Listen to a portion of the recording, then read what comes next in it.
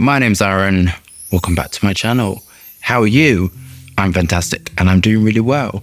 And today I'm viewing Patchouli Impérial by Christian Dior Paris. I've just realized this is discontinued, but I love patchouli and I really wanted to review it because I love patchouli, so kind of whatever. It was launched in 2011 and it's an oriental woody fragrance for men. The notes are patchouli leaf, sandalwood, coriander, cedar, bergamot, mandarin. But on the site, it's going on about bewitching intensity and coriander fragrance, then gaiac wood.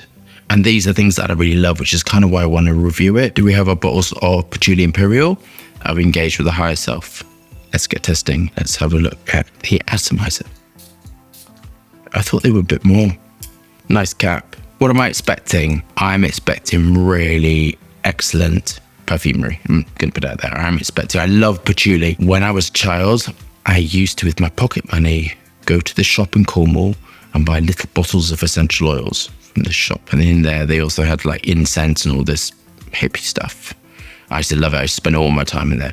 And patchouli was the raw material which I used to wear loads. I also loved ylang ylang, rose, sandalwood. So I used to put a little bit on. From a very young age, actually, that's what my pocket money went on. But patchouli was the one raw material which I loved. So I really love patchouli. I know, I just love it. I just think it's, I don't know, it reminds me of like really happy times, and it reminds me of, you know, just my youth and being very happy, and, you know, I had a great childhood. So just what it reminds me of. So let's apply the fragrance.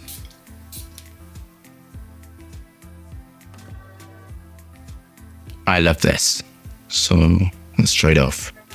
But you really have to love patchouli to like this. But I don't think you would buy Patchouli Imperial if you didn't like patchouli. I think this is such a masterfully created perfume. Initially, you just smell patchouli. I mean, that's all kind of what I was getting. I was like, oh, I love it. Beautiful, serene nature to it. And then just the nitro musk like muscanone, which are skin-like. It's a beautiful, smooth skin, like it has a velvety vanilla. I wonder why this was discontinued. It's very beautiful. Wood raw materials. I love this. This is gorgeous. Sandalwood, gaiac wood. Gaiac wood is solid room temperature and it smells smoky. But it's very unpalatable when you smell it. But within formulas, I mean, it just absolutely goes with sort of patchouli. It goes with sandalwood, it goes with vanilla, it goes with coumarin. It's just really transformative when you want to give smoke, dark. It looks like a really dark green raw material. It can just be used to give darkness, richness, and smokiness to the formula. It's got this like chocolate feel to the formula, which I kind of really wanted. It's just very delicious, very dreamy. It's making me sort of feel quite blissed out. Patchouli in high amounts always gives you a slight incense feel, but in quite high amounts within a formula. The more it dries down, the more sort of vanillic it becomes. So you have this sort of sweetness that's not ethyl maltol, that's ethyl vanillin. And when in the past I've spoken about, you can always sweeten a formula with other things. You can. This is one way to do it with its ethyl vanillin. It's sort of a sweet, smooth raw material. It's really delicious. And ethyl vanillin, when you smell it, smells of like vanilla ice cream. So it's kind of giving you that radiant on my skin, clean, sweet, soft, delicious, intoxicating, dark, round. The geometry is round and smooth. This is so round and smooth, beautifully constructed, classic, timeless, just gorgeous. On to my final thoughts. This is how to handle patchouli correctly. This is how to handle raw materials correctly.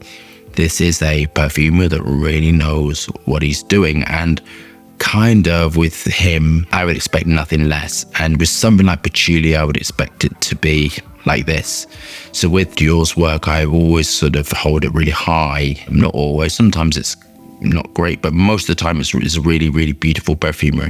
This is beautiful, creamy, soft, smoky, round, sensual patchouli.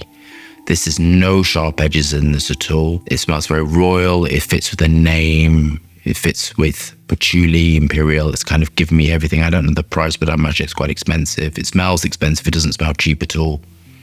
Muscanone is really expensive, actually. It's crazy. Muscone is cheaper than Muscanone, and kind of whenever I have to order Muscanone, I'm like, right, we're not eating for a little bit. I'll survive on dust. Because it's like insanely expensive. But it is a beautiful raw material. I love it in combinations with Muscone and Muscanone. I kind of like, that's why I love working with it. It's kind of really nice. And other musks is lovely, but it has for me, a synergistic effect within the formula and makes things smell like this, very rounded, smooth, human-like, familiar. It's kind of gorgeous. I think it's a 10. It's just gorgeous. I can't stop smelling my arm. It's just really beautiful. Very, very inspiring. So this is when I give the really high marks. I'm kind of like, oh my God, I love my job. I want to go and create something. This is so inspiring. You know, I want to have something that's sort of smooth and creamy and sort of patchouli based and soft and this, that, and the other. I wouldn't change this at all. I think it's a superb, beautiful formula. And it's very sad it's discontinued, but it's just absolutely gorgeous. So I hope you love that review. Thumbs up and subscribe on fascinating, interesting content. Lots of moving hands and lots of fragrance views. Hope you're staying safe and well. See you soon.